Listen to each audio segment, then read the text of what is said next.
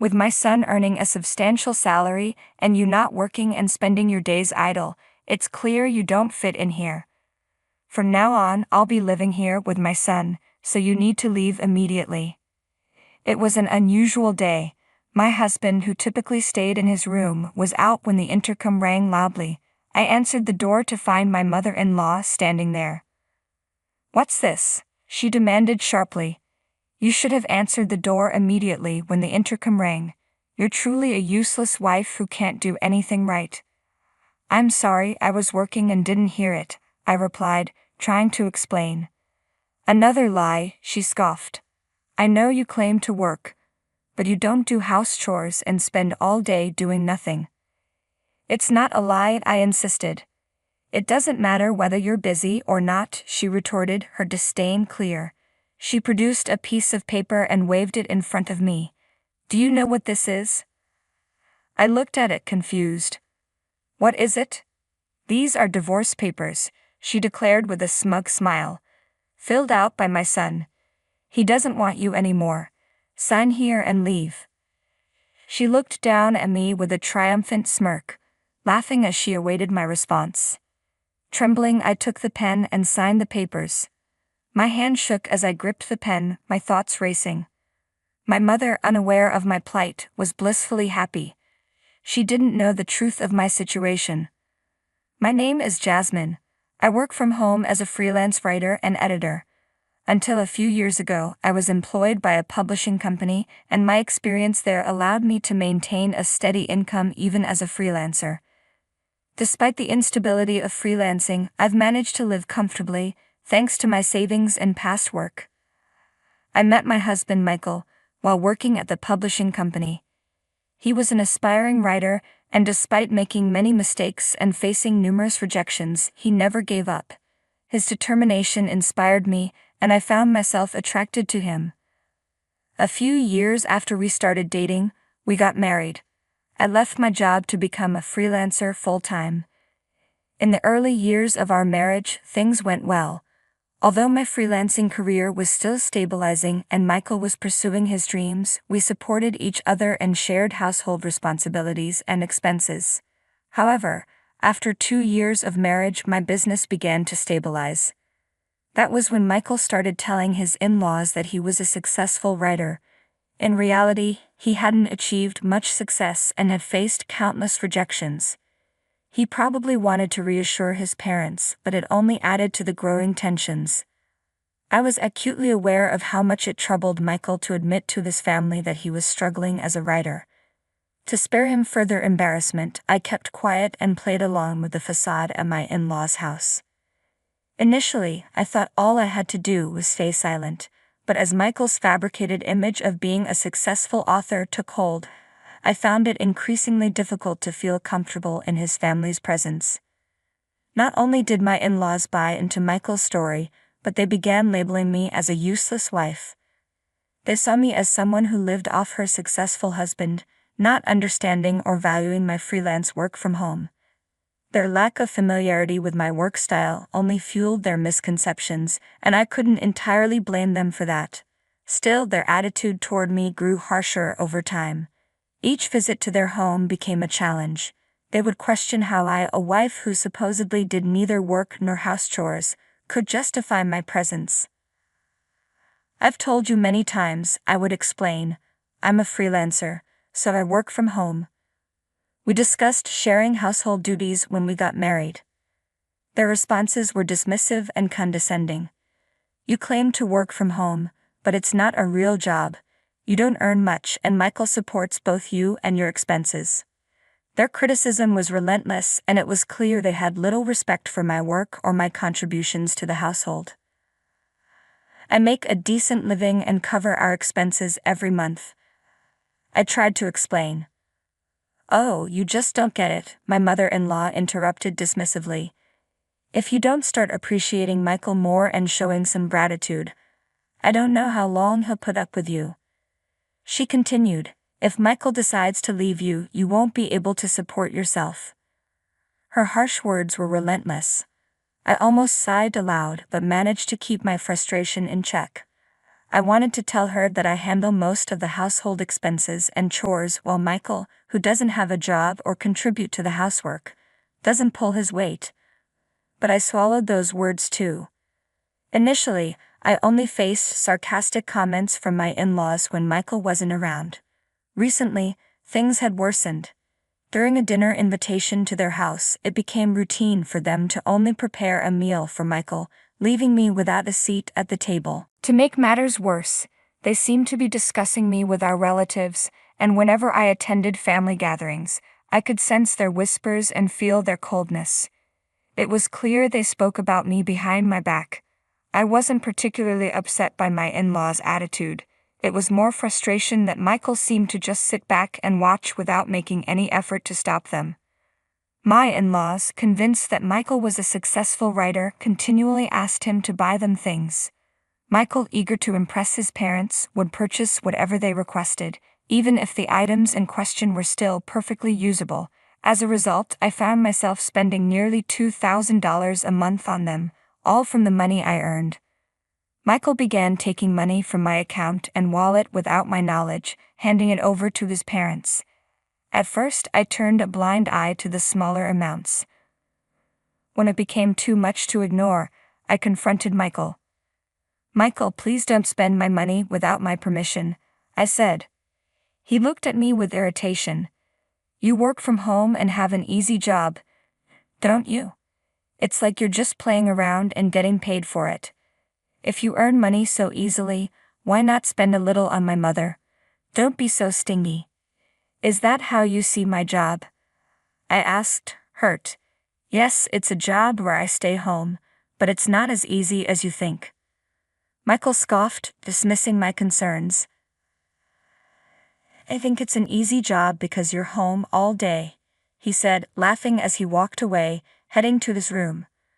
Watching him retreat, I realized that I had reached my breaking point. I couldn't endure any more of this. I would divorce him. I had always believed that Michael was on my side, despite what his parents said. I tried my best to support him, but even he was mocking me. I knew he spent hours in his room, but he never wrote a single word of his manuscript. Instead, he played computer games all day. When I first met Michael, he was incredibly dedicated to his work, passionate about writing something truly captivating. But now that determined Michael seems to be a distant memory. Instead, I see only the man who, along with his in-laws, mocks me. I decided to start looking for a single-person apartment quietly. As I searched for a new place, I gradually packed up my belongings, preparing to leave at a moment's notice. Not long after, I found an apartment I liked and had already seen it. One day, while Michael was out, my mother-in-law showed up at our house unannounced. She rang the intercom with enthusiasm and made herself at home, sitting down on the sofa in the living room, as if it were her own. "Jasmine, you need to get out of this house," she declared abruptly. "What are you talking about?" I asked, bewildered. "I've been telling you for a while now," she said, "that you're unemployed and still don't do any house chores. You're nothing more than a useless wife. There's no way Michael, a successful writer, is compatible with you. I've told you many times you're mistaken about." But my mother-in-law cut me off, continuing with her tirade. "If you leave, I'll move in here. That way I can cook for Michael every day without having to deal with you, and you know how picky that woman is about seasoning." Her words were harsh and I felt the weight of her disdain. I knew it was time to move on. After dealing with her picky preferences and the constant dust while cleaning, I realized I could no longer live with her. I decided to stay with Michael and arrange for her to move into a nursing home. "How are you going to pay for a nursing home?" my mother-in-law asked. "I'll have Michael cover the expenses," I said. "He's earning a good income, so it shouldn't be a big deal for him." "You're getting in my way. Just get out of here," she snapped. With that, she handed me a set of filled-out divorce papers. "Why do you have these?" I asked, bewildered. "I had him fill them out a while ago," she said, her tone dripping with satisfaction. "I told him to get a divorce from you as soon as possible." I took the papers from her, noting that they were completed in Michael's handwriting. A smirk played on my mother-in-law's face as she watched me. This actually worked in my favor. Although I was ready to move out, I had been concerned about how the divorce process would unfold. I worried that Michael, not wanting to give up his current situation, might resist signing the papers. Seeing them filled out already gave me a sense of relief. It was one less obstacle to worry about. I had braced myself for a lengthy discussion and potential conflict, so it was a stroke of luck that the divorce papers were handed to me so easily. My mother-in-law seemed a bit taken aback by how quickly I signed the papers, but she soon composed herself and took on her usual stance. "Now get out of here," she demanded. "Leave the furniture behind. Everything was bought with Michael's money, so you can't take anything with you." She laughed, clearly pleased with herself. I packed up my belongings swiftly and moved into the new apartment. On my way, I filed the divorce papers at the municipal office, marking the beginning of my new, independent life. I was pleasantly surprised at how peaceful and undisturbed it was to live alone. Without interruptions or mockery, I noticed my work seemed to be progressing better than ever. 3 days into my new life, while working from home, I received a call from Michael. His voice, drenched in desperation, was unlike anything I had heard before. "Please come home," he pleaded, sounding utterly pathetic. "What's wrong now?" I asked, puzzled. "I'm sorry. I apologize. Please come back." "I'm not coming back. We're already divorced." "I never agreed to the divorce. That doesn't count. Those divorce papers were just a threat. I didn't mean to actually divorce you. But you signed them. It's done. You don't need a wife who just plays around all day, works an easy job, and doesn't handle any of the house chores. You're living with the family you love so much now. What's the problem?" "I'm sorry, but my family believes I'm a successful writer. They quit their jobs and moved here, expecting to live off me. On top of that, they're insisting that I cover Grandma's surgery, and I just don't have that kind of money." "I see. So you want me to come back?" "Yes, and now that they know I've been lying to them, my parents are furious with me. They're all demanding that I bring you back immediately. You can see how difficult this situation is for me. Please come back. Let's live together again." "Do you really think I'm going to agree to that?" Replied. "I've told you repeatedly that we're divorced. You need to deal with your own problems. Don't be like that, Jasmine." Despite my firm refusal, Michael kept insisting, refusing to let go. I reminded him, "I've told you countless times that we're strangers now, that we're divorced. It's frustrating." "All right, if you're so insistent on divorcing me," Michael said, "then you should be responsible for paying for my parents' care and alimony. You should have taken care of that when we were married." "Are you serious?" I asked, astonished. "If you hadn't divorced me, we would have had to pay for their care ourselves. You should be the one to handle it now. They found out I was lying about being a successful writer, and my parents are upset and emotionally hurt because of your selfish decision to divorce. I can't pay alimony. I don't even understand why you think I should. You were the one who called me a jobless, useless wife. Whether it was out of pride or not, you were the one who lied about me and caused me pain. Your parents and relatives believed your lies and blamed me. I was hurt far more than you can imagine. I'm not interested in reconciling with someone who made fun of me instead of standing by me. If you need money, why not borrow it from a bank or elsewhere?" I added, my patience wearing thin.